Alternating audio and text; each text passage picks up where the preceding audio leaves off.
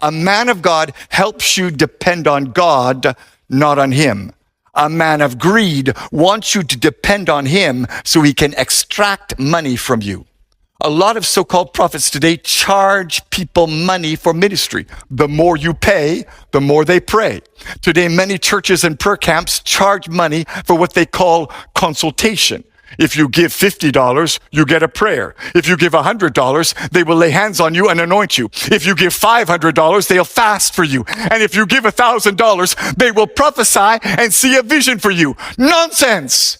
Anybody who charges you for prayer or ministry is in error. Mark my words. A day of judgment is coming on the false prophets and the fake pastors in this land. They tell you, buy this anointing oil, buy this holy water, buy this prayer cloth.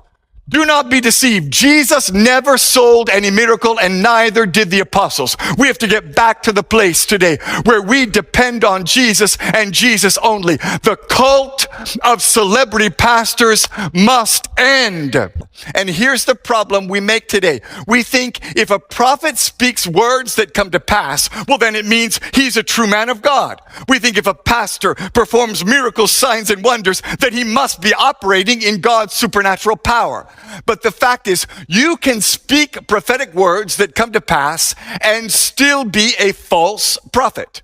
You can perform miracles, signs, and wonders and still not operate in God's power.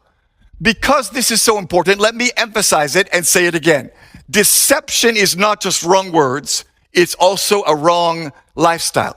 A false prophet may have the right words and even predict things correctly, but if he has a wrong life, he is a false prophet. There's a pastor in Tanzania who said, because I'm anointed, my feet cannot touch the ground while I'm preaching.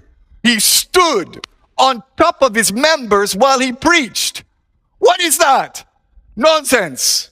The pride in pastors today is making God angry. Pastors tell their members, bow down, kneel down, touch my feet. Stop it. Jesus and only Jesus must be glorified. A few years ago, Pastor Rabalago of the Mount Zion General Assembly in South Africa was spraying Doom, super multi-insect killer, in people's faces to cure their sickness. Pastor Light Monyaki of the Grace Living Hope Ministries commanded his congregants to drink rat poison as a demonstration of the power of faith.